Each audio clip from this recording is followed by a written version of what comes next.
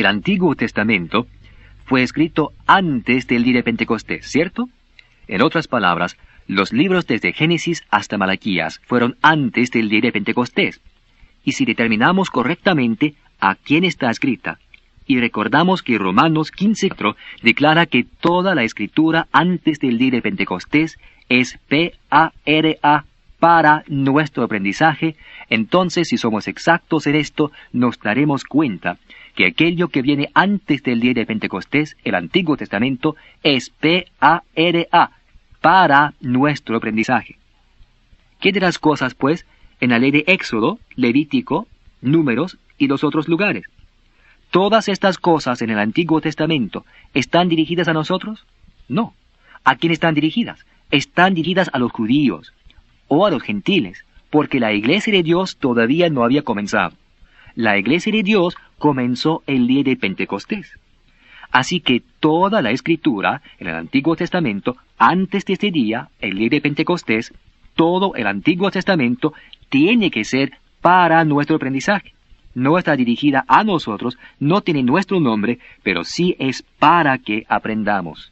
¿Podemos aprender algo del Antiguo Testamento, aunque no está dirigido a nosotros?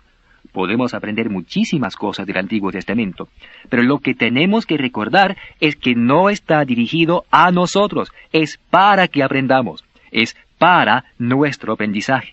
Por ejemplo, ¿dónde están los 10 mandamientos? ¿Vienen después del día de Pentecostés o están en el Antiguo Testamento? Pues están en el Antiguo Testamento. Pues bien, ¿están dirigidos a nosotros los 10 mandamientos? No. Las cosas que se escribieron antes, como dice en Romanos 15:4 y en 1 Corintios 10:11, todas las escrituras de antes son para P-A-R-A, para nuestro aprendizaje. Así que el Antiguo Testamento no es a nosotros, es para nuestro aprendizaje. ¿Qué de los 10 mandamientos? ¿Están dirigidos a nosotros? No. Están en el Antiguo Testamento. Son para nuestro aprendizaje. ¿Puedo aprender algo de los 10 mandamientos? Muchas cosas. Pero aún así no están dirigidos a mí. Son para nuestro aprendizaje. Entonces, ¿por qué es que en las iglesias cristianas, por qué les enseñan a los niños los 10 mandamientos como si estuvieran dirigidos a ellos? Algo anda mal. O la palabra está mal, o lo que dicen acerca de los 10 mandamientos está mal. Los 10 mandamientos no están dirigidos a nosotros. Todas las cosas que se escribieron antes del día de Pentecostés, son para nuestro aprendizaje. Para nuestro aprendizaje. Así que los 10 mandamientos son para nuestro aprendizaje.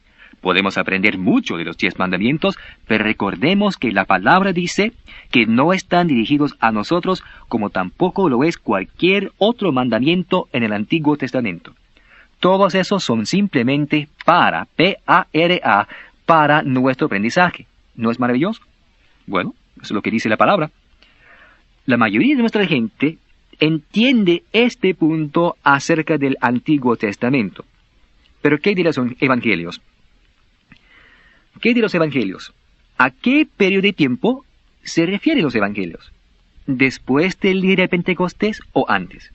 La Biblia indica que los 4 evangelios, Mateo, Marcos, Lucas y Juan, todos ellos empiezan básicamente con el nacimiento de Cristo y terminan con la ascensión antes del día de Pentecostés. Así que cuando se trata de los evangelios, de los 4 evangelios, ¿están dirigidos a nosotros? No. No sé si es cierto lo que dice la palabra, porque Romanos dice que toda la escritura de antes del día de Pentecostés es para nuestro aprendizaje. Los evangelios son antes del día de Pentecostés, por lo tanto, si todo lo de antes del día de Pentecostés es para nuestro aprendizaje, entonces los relatos en los evangelios no están dirigidos a nosotros, están dirigidos a Israel o a los gentiles, pero nunca a la iglesia de Dios. Así que los evangelios no son a nosotros, sino para nuestro aprendizaje.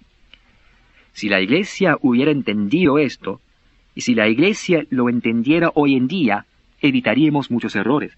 Mucha enseñanza errónea desaparecería y enseñaríamos a nuestros niños y a nuestros jóvenes la grandeza del poder de Dios y de su palabra.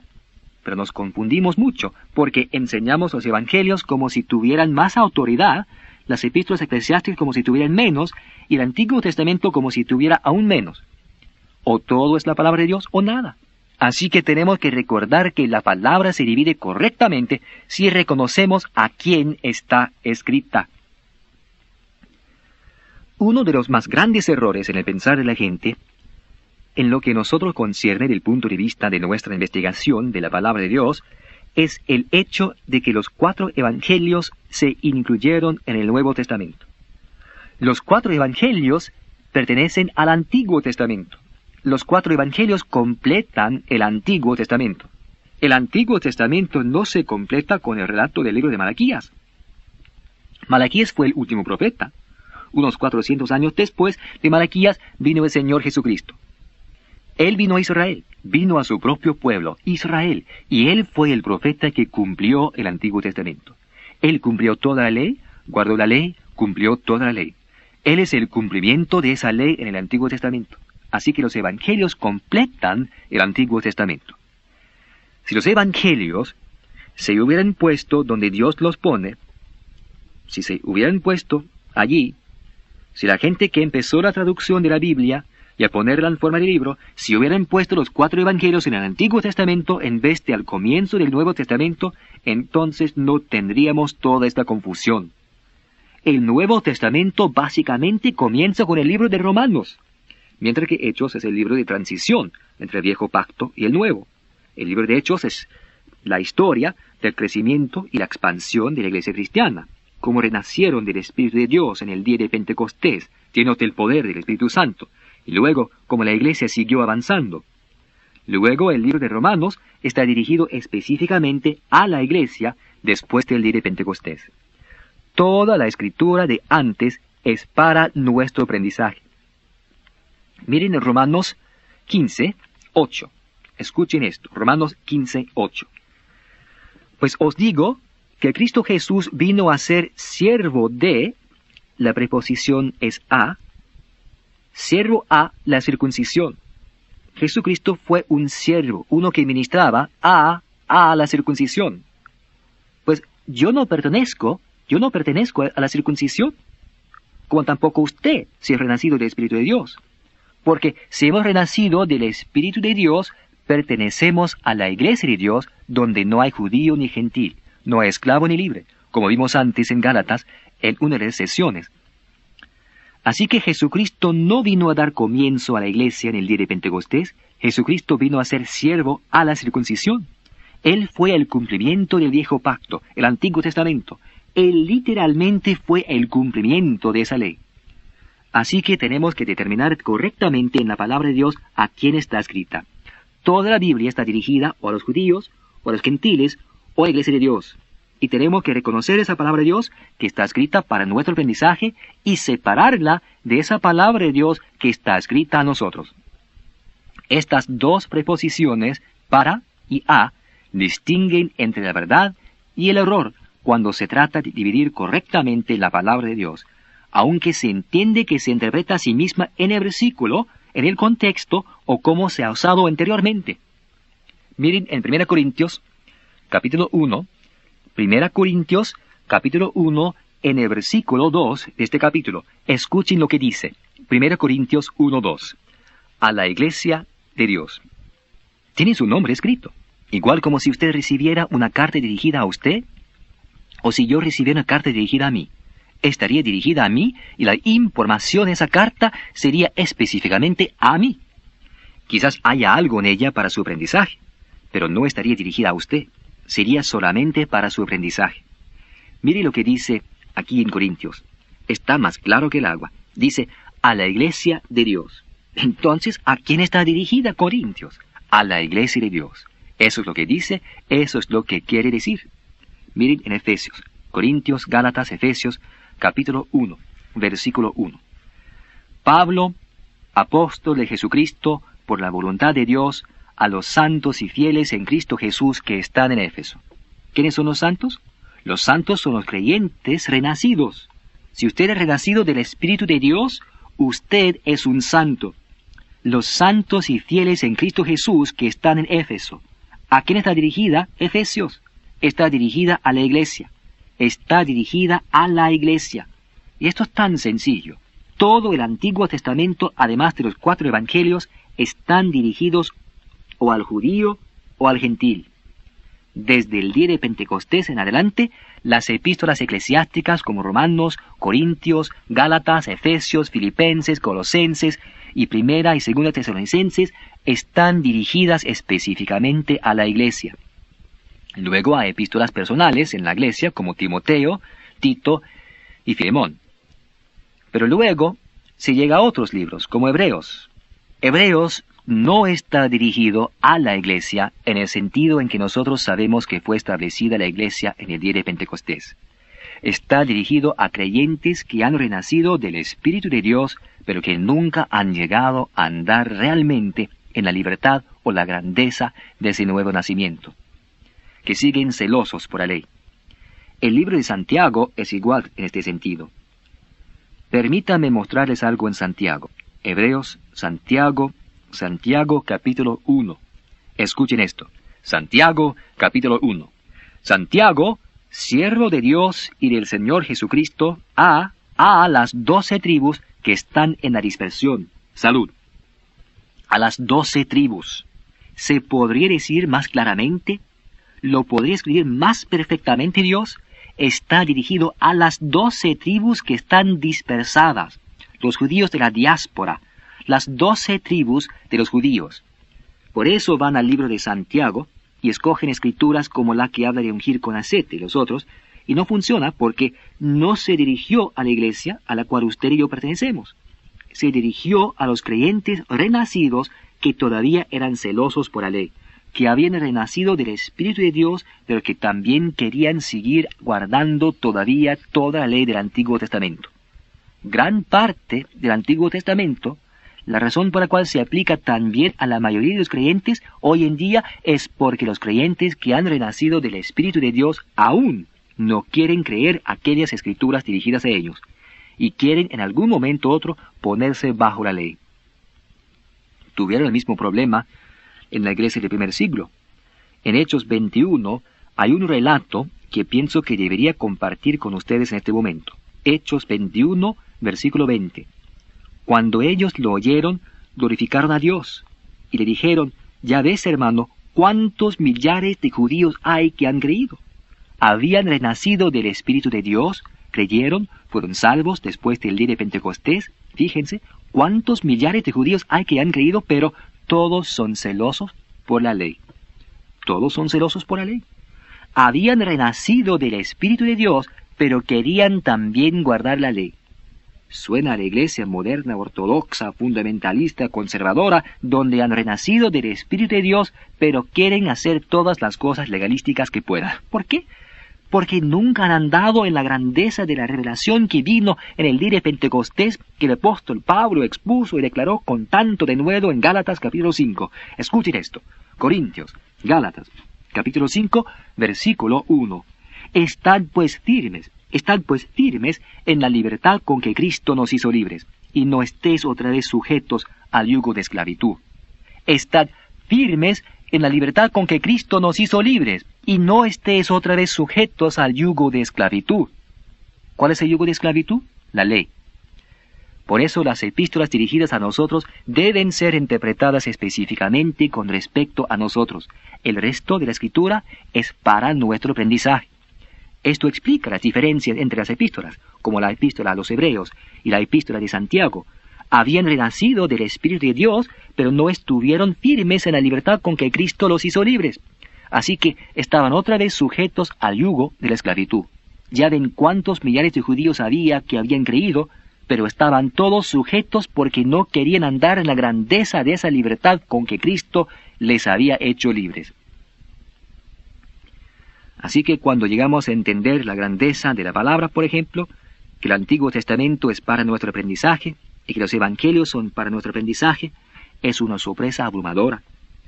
Cuando enseño esto en estas clases, la mayoría de la gente acepta de lo más bien que el Antiguo Testamento es para nuestro aprendizaje, pero cuando se trata de los Evangelios, han sido inundados de tal forma por la gran autoridad de los Evangelios que según sus conceptos, los Evangelios están por allá arriba y las epístolas eclesiásticas que están dirigidas a nosotros están por allá abajo. No se puede ser eso, porque lo que está dirigido a usted lo que está dirigido a usted es específicamente para usted y debe ser interpretado con respecto a usted. Todo el resto es para nuestro aprendizaje. ¿Podemos aprender algo de los evangelios? Claro que sí, miles de cosas. Pero aún así no están dirigidos a nosotros. Yo sé lo que están diciendo. Pues si el Antiguo Testamento es para nuestro aprendizaje, y los evangelios son para nuestro aprendizaje, entonces no tengo que guardar los 10 mandamientos. Así es. No están dirigidos a usted. Son para su aprendizaje. Pero permítame decirles una cosa. Hay una ley mayor para la iglesia, que es la ley del amor. La ley del amor de Dios en Cristo Jesús, que es a la iglesia. Y si ustedes vivieran el amor con el poder de Dios en ustedes, en la mente renovada, ¿guardarían los 10 mandamientos? Definitivamente. No quebrantarían los 10 mandamientos porque vivirían a un nivel más alto, según una ley superior. Pero de todos modos, la ley del Antiguo Testamento, los 10 mandamientos, no están escritos a nosotros, son para nuestro aprendizaje. ¿Qué del Padre Nuestro? ¿Dónde está el Padre Nuestro? ¿Está después del día de Pentecostés? ¿O lo enseñó Jesús a sus discípulos? La palabra de Dios declara en Mateo que Él lo enseñó a sus discípulos, ¿cierto? Lo enseñó a sus discípulos, a Israel, el Padre Nuestro a sus discípulos. Sin embargo, casi todos los domingos en las principales iglesias protestantes y en las católicas romanas también, los ministros se ponen de pie y dicen a la gente, oremos la oración que el Señor nos dio. Y oran, Padre nuestro que estás en los cielos, santificado sea tu nombre, venga tu reino, hágase tu voluntad, así en la tierra como en el cielo, el pan nuestro de cada día, dánoslo hoy. Espera un momentito. ¿Por qué no puedo orar eso? ¿Saben por qué? Porque en las epístolas dirigidas a mí, en la iglesia, Él dijo que nos supliría todo lo que nos falta conforme a sus riquezas en gloria. Piénsenlo ahora. Si Dios suple todo lo que nos falta, conforme a sus riquezas en gloria, como lo declara en la epístola eclesiástica de Filipenses, una de las cosas que me faltan es mi pan de cada día. Así es, esta es una de mis necesidades, ¿verdad? Una de las cosas que me faltan. Sin duda que una de las cosas que necesito que sea suplida es mi pan de cada día. Él dijo que nos supliría todo lo que nos falta. Entonces Él tiene que estar supliendo y suplirá nuestro ¿qué? Pan de cada día. Así que en el Padre Nuestro, cuando oramos, el pan nuestro de cada día, dánoslo hoy, le estamos pidiendo que nos dé algo que en las epístolas eclesiásticas que están dirigidas a nosotros, Él ya nos ha dicho que nos lo da. ¿Ven el porqué del error, de la contradicción? No hay contradicción, porque la palabra dice que todo lo de antes del día de Pentecostés fue escrito para nuestro aprendizaje. Así que el Padre Nuestro es P-A-R-A, para nuestro aprendizaje, y no es a nosotros. Si fuera dirigido a nosotros, entonces habría una contradicción, porque Filipenses ya nos ha dicho que suple todo lo que nos falta. El Padre Nuestro dice, dánoslo. Si todavía tenemos que pedir que nos lo dé, entonces no lo está supliendo. Dios los bendiga. Les amo.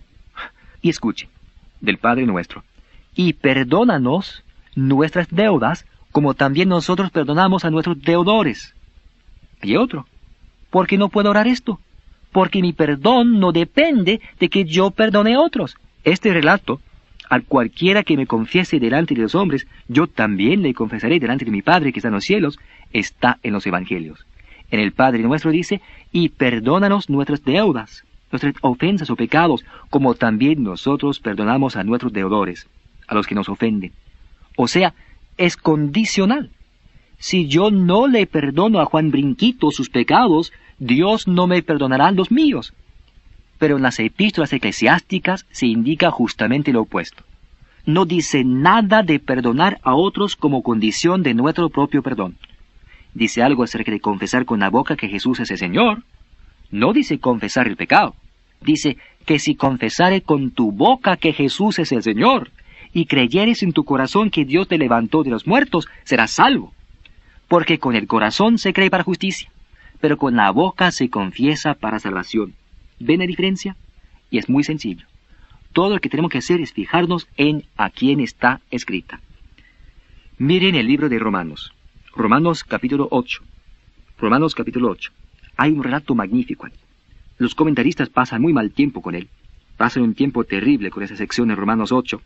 Pero estoy seguro que ustedes la entenderán porque encaja como anillo al dedo. Romanos 8. Una mañana estoy leyendo durante mis devociones esta última parte de este gran capítulo de Romanos, dirigido a la iglesia, y dice, comenzando en el versículo 37, antes en todas estas cosas somos más que vencedores por medio de aquel que nos amó. Por lo cual estoy seguro de que ni la muerte, ni la vida, ni ángeles, ni principados, ni potestades, ni lo presente, ni lo porvenir, ni lo alto, ni lo profundo, y ninguna otra cosa creada nos podrá separar del amor de Dios que es en Cristo Jesús, Señor nuestro. ¡Alabado sea el Señor! Nada me puede separar del amor de Dios que está en Cristo Jesús, mi Señor. Ese día yo voy a la fábrica y sí que soy un buen trabajador. Voy a la granja y hago un trabajo fantástico. Voy al negocio y soy magnífico. ¿Por qué? Porque recién aprendí esta mañana de la palabra de Dios que en cada situación soy más que vencedor y que nada me puede separar del amor de Dios. Y si nada me puede separar, entonces nada me puede separar. Y ese día yo salgo y soy sencillamente lo mejor. Paso un día grande y magnífico. Disfruto de la buena vida y todo anda perfecto, magnífico. Un par de días más tarde, antes de salir por la mañana, estoy leyendo la palabra de Dios de nuevo, y llego al capítulo 11 de este mismo libro de Romanos, y en el versículo 21 de ese capítulo leo, porque si Dios no perdonó a las ramas naturales, a ti tampoco te perdonará. Mira pues la bondad y la severidad de Dios. La severidad ciertamente para con los que cayeron, pero la bondad para contigo, sí,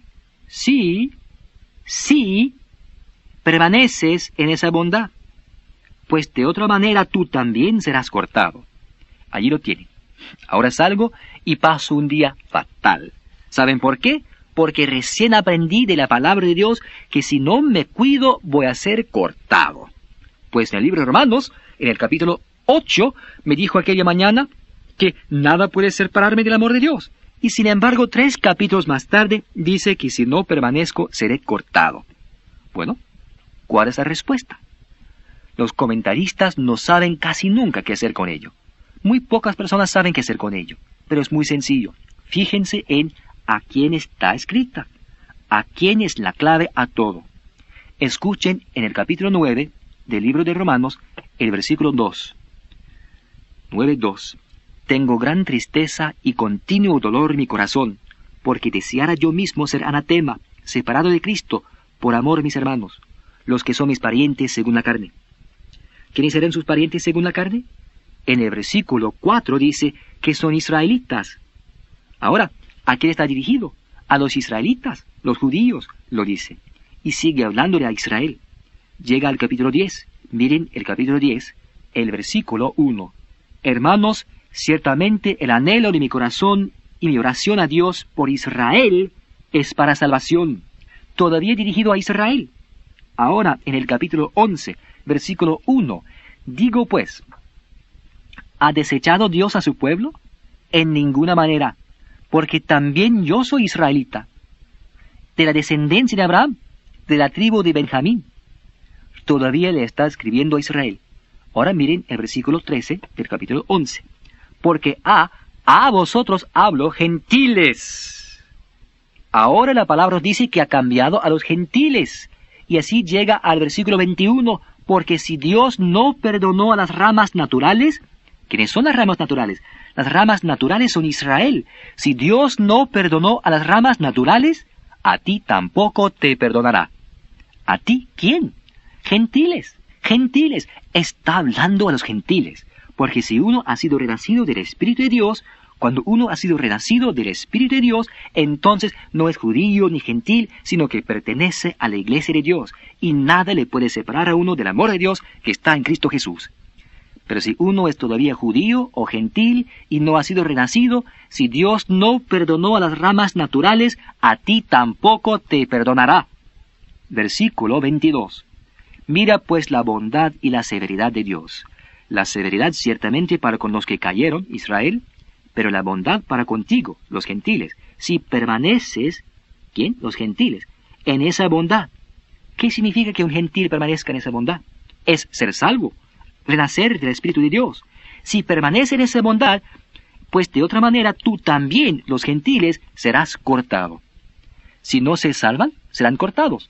¿Ven cuán sencillo se hace todo esto si simplemente se fijan en a quién está escrita? Determinen correctamente a quién está escrita, lo que está escrito para nuestro aprendizaje, lo que está escrito a nosotros, y dividen correctamente la palabra, entendiendo cómo se interpreta a sí misma en el versículo, en el contexto, o cómo se ha usado anteriormente, y toda la palabra, desde Génesis hasta Apocalipsis, encajará como anillo al dedo. Lo único que tienen que hacer es observar el gran principio de a quién está escrita, y funcionará con una exactitud matemática y una precisión científica a través de toda la palabra de Dios sin ningún problema.